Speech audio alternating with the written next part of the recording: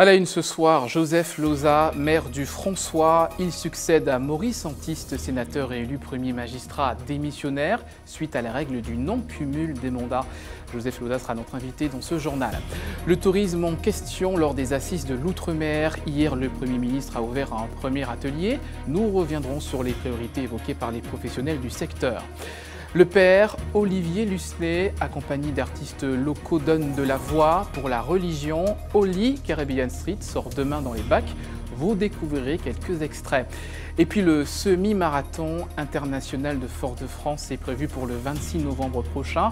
Les athlètes poursuivent leur préparation. C'est l'une des informations qui sera développée dans votre Sport Week-end en fin d'édition. Voilà pour les titres. Bonsoir à tous. La commune du François a donc un nouveau maire après la démission de Maurice Antiste, réélu sénateur et frappé par la règle du non-cumul des mandats. Joseph Loza, 73 ans, a été désigné ce matin par le conseil municipal. Il est notre invité ce soir. Dans un instant, il nous fera part de ses projets pour la ville. Mais d'abord, retour sur son élection avec ce reportage de Sandrine Claude. Maurice Antiste et ses équipes ont servi le François.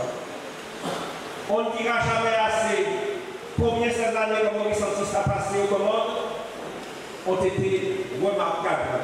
Ses premiers mots auront été pour son prédécesseur. Joseph Loza, 73 ans, vient d'être élu maire de la ville du François. Sur 29 votants, l'ancien deuxième adjoint obtient 24 voix. Un vote qui intervient suite à l'élection de Maurice Antiste au Sénat. Un poste incompatible avec celui de maire, loi de non-cumul des mandats oblige. Et c'est en toute sobriété que se déroule la passation de pouvoir devant des franciscains visiblement ravis. Étant donné, je crois qu'aujourd'hui c'est une belle consécration. Il le mérite et ça permettra au François d'avoir un bon maire, encore un bon maire après 22 ans de cette année qu'a été Maurice. C'est une continuité, comme ils ont dit. Ils font partie de la même équipe depuis plusieurs années, depuis de nombreuses années. Donc, Monsieur Antiste part, mais il sera toujours présent aux côtés du nouveau maire. Et quand on leur demande si les remous politiques à Sainte-Marie ne pourraient se reproduire ici au François, les choses ne sont pas forcément pareilles. On ne peut pas comparer les choses entre Sainte-Marie et le François. Par conséquent, j'espère bien que ça ne se passera pas comme cela et que tout ira pour le mieux. Je suis confiant en tout cas. Joseph Loza fait partie de ceux qui ont initié le maire démissionnaire à la politique. C'est donc non sans un brin d'émotion que Maurice Antiste cède sa place en mairie. Je veux simplement dire à la population franciscaine, merci, merci beaucoup. J'ai un petit pincement au cœur. On ne peut pas dire qu'on est totalement indifférent à ce qui se passe. Mais je ne suis pas accablé parce que je sais que nous avons toujours fonctionné en équipe. Les décisions étaient toujours prises de manière collégiale. Il a tout ce qu'il faut pour occuper un tel poste. Donc de l'émotion, oui. Car l'homme tire un trait sur pas moins de 22 années passées à la tête de la commune. Il en tire un bilan positif. Notre slogan, je le rappelle, en 1995, était « Remettre le François à l'endroit ». J'estime que nous avons largement réussi, puisque c'était une ville largement sous-équipée et nous avons tout fait. D'ailleurs, un bilan de la mandature va sortir bientôt pour bien montrer que nous avons bien rééquipé cette ville. La nouvelle équipe municipale, elle, reste la même avec 9 adjoints. Le nouveau maire, qui compte à son actif 60 années de militantisme, entend poursuivre sur la même lignée. Cela fait des dizaines d'années que nous œuvrons, des dizaines d'années que je suis à côté non seulement de Maurice, de Roger, mais de toute l'équipe. Donc le choix était normal. Nous avons fait des promesses aux franciscains et c'est le programme qui continue, le programme que j'essaierai de mener à bien. Notons tout de même l'absence de plusieurs membres de l'opposition, dont Karine Mousseau. Le nouveau maire devra quant à lui convaincre de sa capacité à diriger la commune sur au moins les 3 prochaines années. Bonsoir Joseph Loza. Bonsoir. Et merci d'avoir accepté notre invitation. Jusqu'à présent, vous étiez le deuxième adjoint à la ville du François. Pourquoi avez-vous accepté de prendre les rênes de la commune? C'est un engagement de longue date. Et quand je m'engage totalement. Donc quand il a été fait appel à moi pour succéder à Maurice, je devais répondre oui. Alors, on l'a vu dans le reportage, vous êtes quasiment un aîné pour le sénateur Maurice Antiste. Vous avez été élu pour la première fois à la mairie du François en 1982. Est-ce que vous, qui le remplacez à la tête de la mairie, est-ce que c'est dans l'ordre naturel des choses? Je n'y ai pas pensé quand je suis entré en politique, en 83, sur la liste de Von Adjoui. Je ne pensais pas un jour devenir maire. Mais au fil du temps, au fil des engagements, au fil du travail politique ou autre, il fallait que je retrousse mes manches et que je serve encore plus le François. Alors, est-ce que toutes les clés de la mairie du François vous ont été données? On l'a aussi évoqué dans ce reportage avec ce qui s'est passé à Sainte-Marie et la situation actuelle entre René Watténard qui avait été installé par Bruno Nestor à zéro. Est-ce que vous ne craignez pas d'avoir le même scénario dans quelques mois? Je n'ai aucune crainte parce que l'équipe que conduit Maurice Antiste, l'équipe qu'a présenté le mouvement populaire, c'est une équipe soudée, une équipe de gens qui savent ce que veut dire l'engagement et ce sont des gens qui resteront à côté de moi, j'en suis sûr. Alors, quels sont vos projets? La ville du François, c'est d'abord une ville qui est tournée notamment vers le sport. Il y avait notamment des projets d'infrastructures sportives. Est-ce que vous allez les poursuivre? Oui, et nous l'avons dit dernièrement encore. Nous l'avons dit, ça fait partie de nos projets. Nous avons des équipements sportifs au François. J'aime beaucoup la compétition. J'ai été athlète à une époque. Il faut de la compétition, mais il faut aussi de l'activité physique pour l'ensemble de la population. Donc les deux sont en train d'être servis, mais je sais de quoi vous voulez parler puisque j'en entends parler. Nous n'oublierons pas ceux qui fréquentent le stade du François et nous devons, et nous l'avons promis, d'avoir des équipements meilleurs qu'ils soient actuellement. Alors quelles sont les autres priorités? Les autres priorités, ce sont les priorités de l'équipe actuelle de Maurice Antiste que je continue. C'est-à-dire qu'il faut faire en sorte que la population du François soit apaisée, que cette population arrive à avoir ce qu'elle souhaite, mais j'attire l'attention, puisque je suis resté de nombreuses années responsable de la sécurité et des risques majeurs, ça revient à l'ordre du jour. Le fait que nous devons dire la vérité aux gens. Nous ne devons pas construire n'importe comment. Nous voulons faire comprendre aux gens qu'avec le dérèglement climatique, nous ne pourrons plus faire ce que nous faisions avant. Parce que dernièrement, ça fait à peine une semaine et demie, le professeur Safache était dans nos murs et on voit bien que pour le François, comme pour presque toutes les communes de la côte martiniquaise, nous avons des risques de submersion. Donc, il y a eu des projets, il y a des projets qui peuvent être modifiés à cause de cela. Mais la population saura de toute façon, puisque nous sommes là pour dire la vérité et dire tout ce que nous faisons et tout ce que nous ferons, la population sera toujours informée sur ce que mon équipe et moi, nous voulons. Alors, vous avez été élu ce matin. Normalement, vous devez rester maire jusqu'en 2020. Oui. Est-ce que vous imaginez vous représenter à ces élections? Un pas, un autre pas et tenir gagner chaque pas. Vous avez dit mon âge tout à l'heure. Et je vous ai dit depuis combien d'années je sers. À un moment, il faudra bien aussi que je serve un peu la famille. Ma famille. Merci beaucoup, Joseph Loza. Je rappelle que vous avez été élu ce matin nouveau maire du François après la démission de Maurice Antiste, frappé par la règle du non-cumul des mandats. Merci encore d'avoir accepté notre invitation. C'est moi qui vous remercie. On poursuit ce journal. Retour sur les assises de l'outre-mer en Martinique, ouvert hier par le Premier ministre Édouard Philippe, avec un premier atelier consacré au tourisme, un secteur primordial. Les problématiques du transport aérien ou encore l'attractivité. Les professionnels en fait part de leurs priorité au chef du gouvernement. On voit cela avec ce reportage de Laura Châtenay-Rivaudet. La météo n'aura pas été clémente à l'arrivée d'Édouard Philippe à la Tour Lumina. Cette rencontre avec les professionnels du secteur touristique est l'occasion pour le Premier ministre de lancer les assises outre-mer dans l'île et plus précisément des ateliers pour que les professionnels fassent des propositions pour booster la filière touristique. La fréquentation a été en hausse la saison dernière, mais de réels progrès restent à faire. Les assises de l'outre-mer, ça n'est pas un énième exercice de réflexion abstrait sur d'éventuelles évolutions institutionnelles. Les assises de l'outre-mer, ça doit permettre avec les acteurs de chaque territoire de parler des sujets au centre du développement de chaque territoire. Et le tourisme est un enjeu pour la Martinique.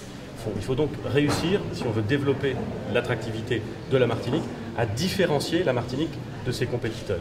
Il y a également l'idée de pouvoir travailler sur une meilleure connectivité aérienne.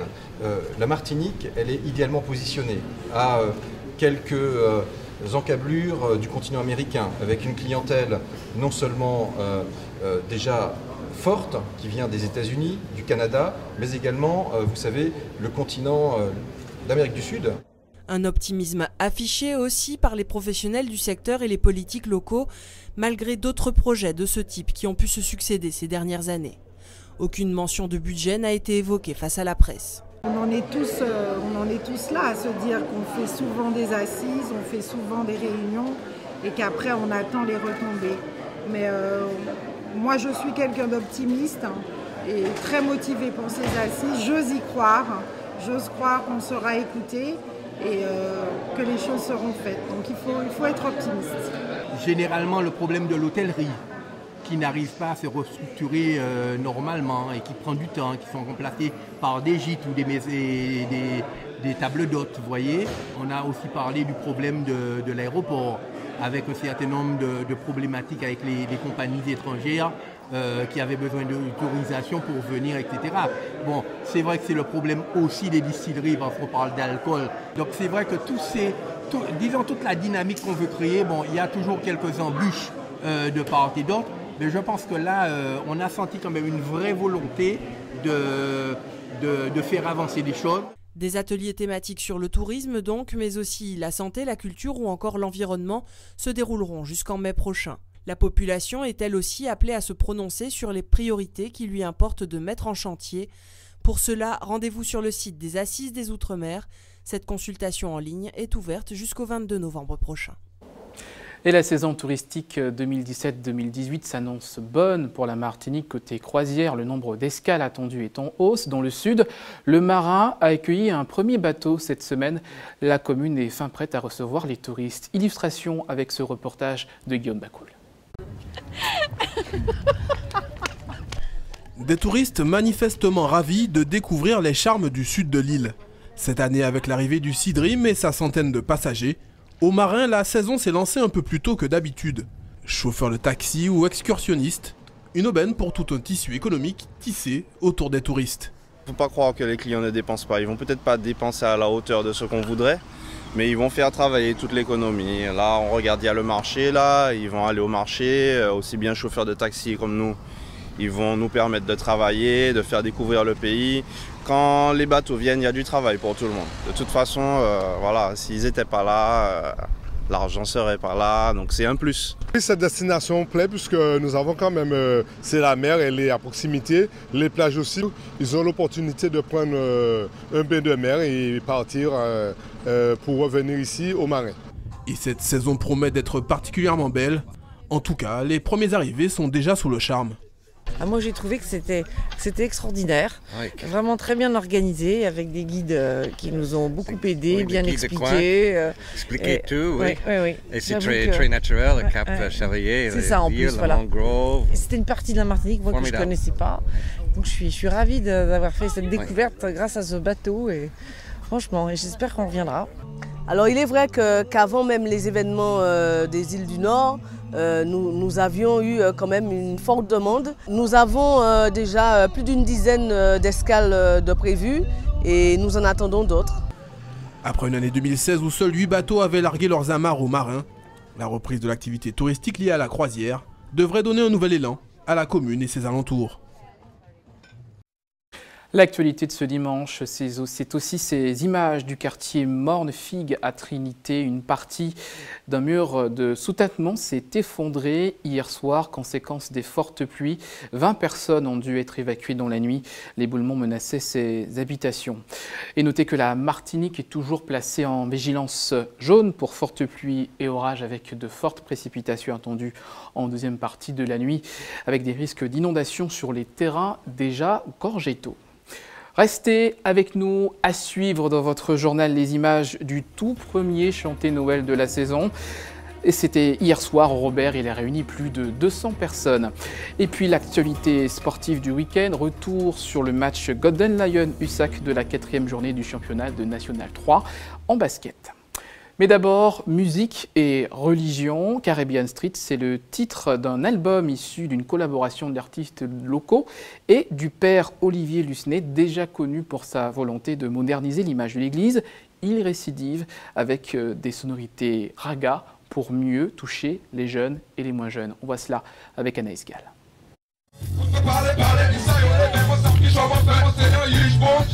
De la musique religieuse façon street style, un mélange qui peut surprendre.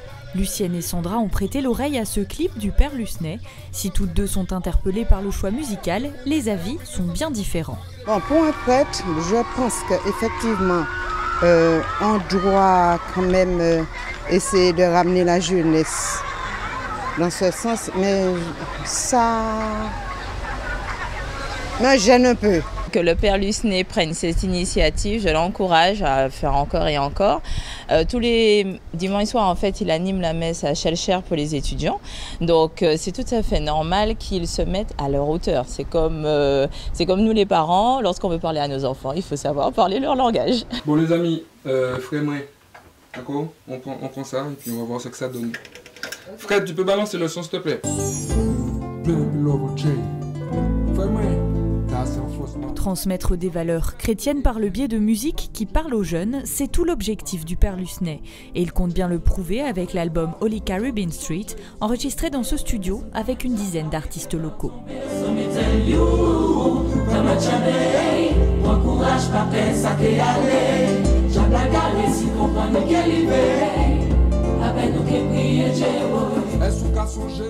C'est justement l'idée du projet, c'est d'aller forcer un petit peu les consciences pour montrer que c'est totalement compatible. D'ailleurs, le projet s'inscrit dans un concept qui est né aux États-Unis, qui s'appelle le Urban Gospel. Et Urban Gospel, en fait, c'est prendre toutes les musiques urbaines pour les consacrer, quoi, en gros. La musique, c'est la musique, on croit qu'elle est un don de Dieu. C'est parce qu'on l'utilise mal qu'elle ne sert plus Dieu parfois, mais à la base, la musique est faite pour toucher les cœurs, pour transporter, pour faire vibrer les âmes. Bon les gens, HCS, Holy Caribbean Street, un projet qui, on l'espère, va nourrir vraiment vos cœurs. Loin de l'image austère de l'homme d'église, le jeune vicaire souhaite prouver que la religion peut aussi être moderne. Lui est d'ailleurs ultra connecté, il se sert des réseaux sociaux pour communiquer avec ses fidèles. Voilà, celui qui nous a embarqués dans ça. Soyez bénis, yes. C'est un vrai outil pour élargir l'audience, sortir de la cloison, des cloisons, des murs de l'église, et pour aller rejoindre tous ceux qui ne croient plus, tous ceux qui n'espèrent plus, tous ceux qui sont chez eux, tous ceux qui sont isolés.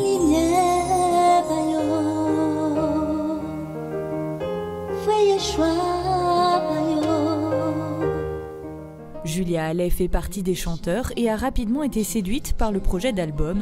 Elle-même travaille avec des jeunes en difficulté sociale, alors elle sait que la musique peut être un bon moyen de communiquer. Je pars d'eux, je pars de leur musique à eux, de ce qu'ils m'amènent. Et puis avec ça, j'essaie d'ouvrir un petit peu justement sur des textes. Parce que souvent, eux, ce qu'ils amènent, c'est du rap. Justement, c'est des musiques urbaines, quoi. Mais avec parfois des messages un petit peu... voilà, c'est pas toujours... Il y a des gros mots, etc. Donc j'essaie de partir d'eux. Et puis... de tourner vers des textes un peu plus justement qui parlent de délivrer des messages de paix, d'amour, etc. quoi. L'album sera disponible dès demain dans les bacs ainsi que dans toutes les paroisses de Martinique au prix de 15 €. L'argent récolté sera dédié à l'ouverture d'un studio solidaire afin de faire connaître les jeunes talents de la musique sur notre île. Religion toujours avec la conférence biblique de l'Union des Églises des Assemblées du ministère de l'Évangile. Ce sont des évangéliques. Ils étaient regroupés cette semaine à Saint-Joseph sur le thème des profondeurs de l'esprit et les participants sont pour le moins très convaincus. Écoutez. Je suis venue à la rencontre de mon Seigneur, de mon Dieu, avec mes frères et sœurs, voilà, afin de pouvoir recevoir de Dieu la restauration, vraiment rentrer dans les profondeurs de l'esprit afin d'être régénéré par toutes les vertus du Saint-Esprit. Le Saint-Esprit nous enseigne, il nous console, il nous guide, il nous restaure. C'est une personne qui est avec nous. Et c'est pour cela, sans lui, nous ne pouvons rien faire. Et à travers encore sa parole, il nous aide à recevoir de lui pour donner aux autres. Voilà pour ces réactions recueillies par Yoann Boulard. Michaud veillait, Joseph mon cher fidèle ou encore Allez mon voisin. Hier soir au Robert, les cantiques de Noël ont résonné pour le premier chanté Noël de l'année. Une chaude ambiance assurée par le groupe Musique Noël et ses invités. Le reportage de Camille Joseph et de Philippe Oligny.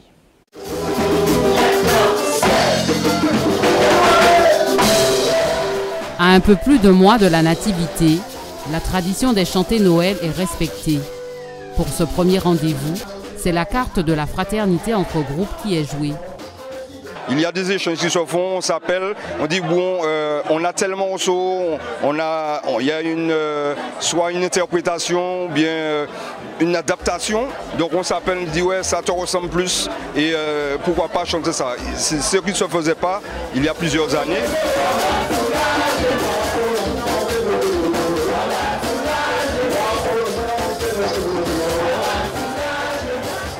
Au cours de la soirée, 5 chanteurs se succèdent dans une chaude ambiance. Chaque chant est repris en chœur par le public.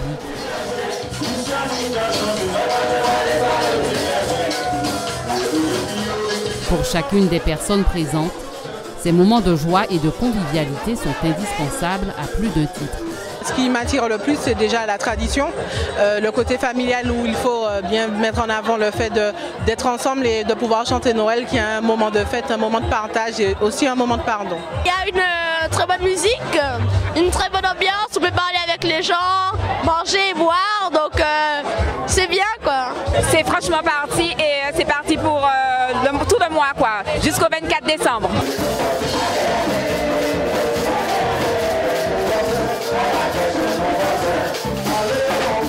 Ça nous permet, après la Toussaint, de rentrer dans une dynamique jusqu'au carnaval, qui est une dynamique de fête. Ce qu'on connaît chez nous, parce que nous sommes des, alors je veux dire le mot, nous sommes des fêtards, et c'est pas plus mal, parce que nous vivons dans un pays qui est soleil, donc c'est des où nous vivons, c'est la fête, et puis c'est la joie.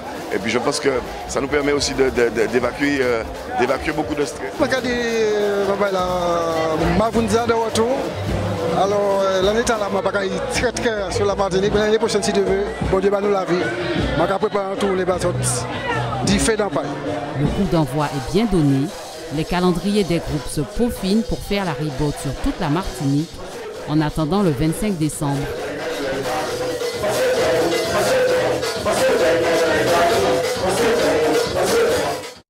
Et d'ici là, il y aura encore bien d'autres rendez-vous. Cette information pratique, maintenant, demain, vous avez rendez-vous avec toute l'équipe de l'EFS entre 8h et 13h sur le parking de la Technopole de Carlis à Fort-de-France pour réaliser vos dons du son avec donc l'équipe du camion de l'EFS. Et puis une autre tournée est donc programmée. Elle se fera au Carrefour d'Ilon, sur le parking du Carrefour d'Ilon, une double collecte donc entre 9h et 14h pour votre don du son. C'est l'heure de retrouver votre page sport.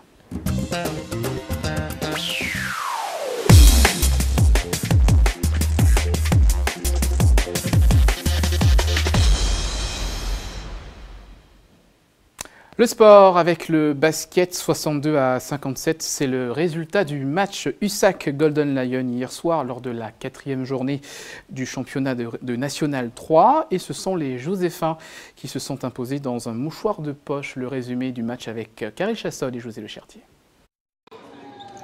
5 secondes suffisent au Golden Lion en rouge pour ouvrir le score par Loïc Dijon. Les Fouillalais répondent du tac au tac par Bernude. Le ton est donné. Et ce début de match est rythmé et équilibré. Les deux formations se répondent coup pour coup.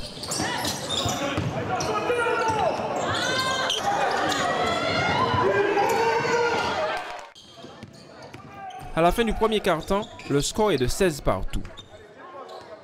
Au second, les défenses prennent le pas sur les attaques et il faut attendre 5 minutes pour voir le rythme s'accélérer. Les Joséphins haussent le ton et mènent de 5 points à la pause.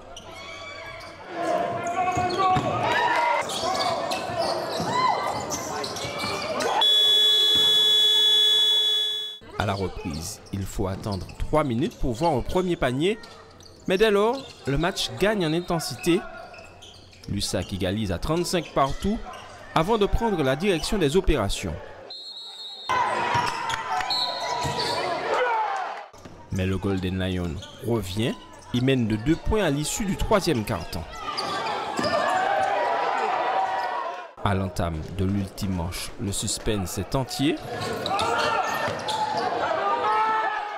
La décision se fait à 4 minutes de la fin. Les hommes du tandem Salomon-Geneviève prennent 5 longueurs d'avance.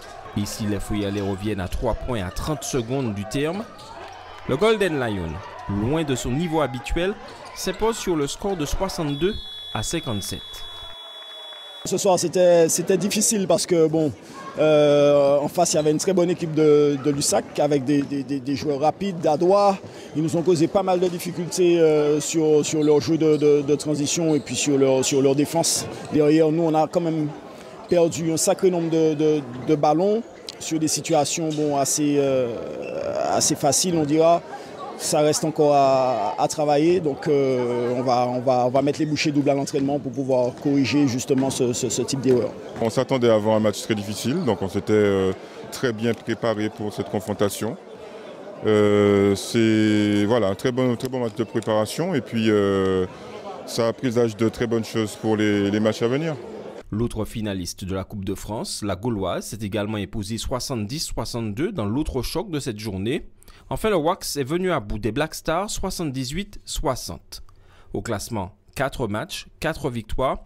Le Golden Lion est leader avec 2 points d'avance sur le Wax et le SC Lamantinois. Lussac est 4e à 3 points du leader.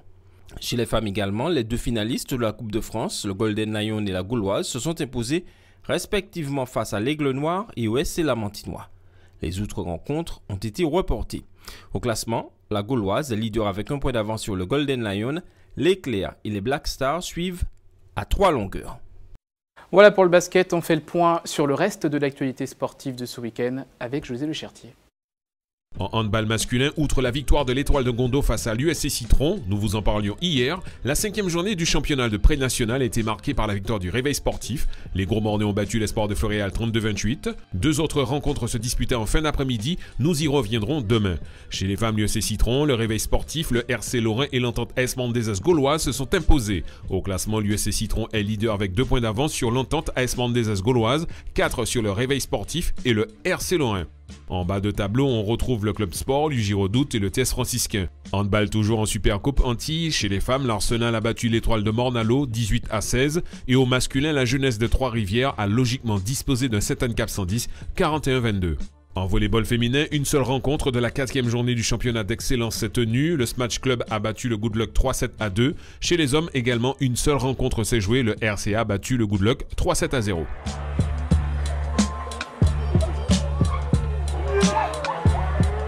Course automobile, clap de fin pour le championnat de la montagne. Une vingtaine de concurrents ont pris part à la course de côte régionale du Diamant. À l'issue de cet ultime rendez-vous, c'est Rodrigue Théodore qui s'illustre.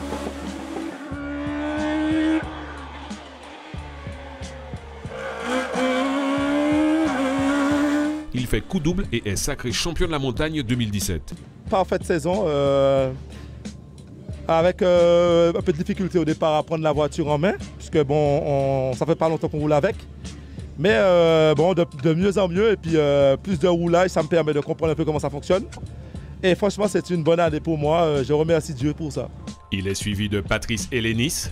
Prochain rendez-vous le 1er décembre avec le Rallye des Champions qui clôturera la saison automobile. En cyclisme, la 12e édition de la Lucéenne a réuni plus de 130 coureurs ce matin. Au menu 85 km, petite mise en jambe avant le début de la saison en janvier prochain. Une première sortie qui a profité à Brandon Barrett-Ajax de la pédale d'or Joséphine. Le Classico quand même s'est déroulé au départ. Bon, il y avait quand même une bonne participation de coureurs. même des follettes, tout et tout. Et la course s'est décantée à peine arrivé sur le pont du Diamant avec 5 coéquipiers. Et c'est de là qu'on a décidé à rouler ensemble, à faire le relais et c'est parti ainsi. En athlétisme, plus de 150 coureurs se sont rassemblés sur le front de mer de Fort-de-France. Il s'agissait pour ces athlètes de prendre part aux entraînements dispensés par la ville de Fort-de-France en vue du semi-marathon prévu le dimanche 26 novembre. Au programme, parcours revu et corrigé. De nouveaux parcours, le semi-marathon qui empruntera plus le TCSP, donc il y a un nouveau parcours qui a été repéré ce matin. Et le Jouvet aussi qui présente un nouveau parcours. Maintenant, quand on dit nouveau parcours, ce sont quelques modifications qui d'ailleurs est appréciée, puisque le semi-marathon par exemple, c'est une boucle de 6 km plus une boucle de 15 km 100.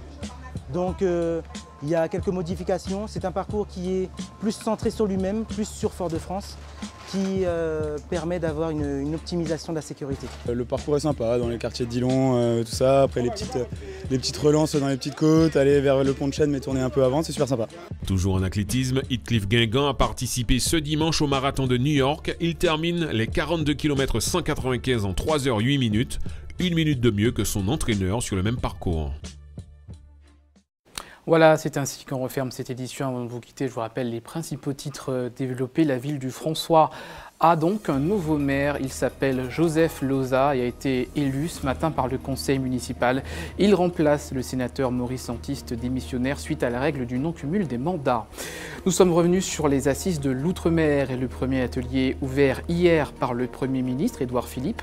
Le tourisme et ses enjeux, les professionnels du secteur ont fait part de leurs priorités au chef du gouvernement. Vous avez pu découvrir en avant-première un album du père Olivier Lussenet et d'artistes locaux Oli, Caribbean Street, quelques morceaux.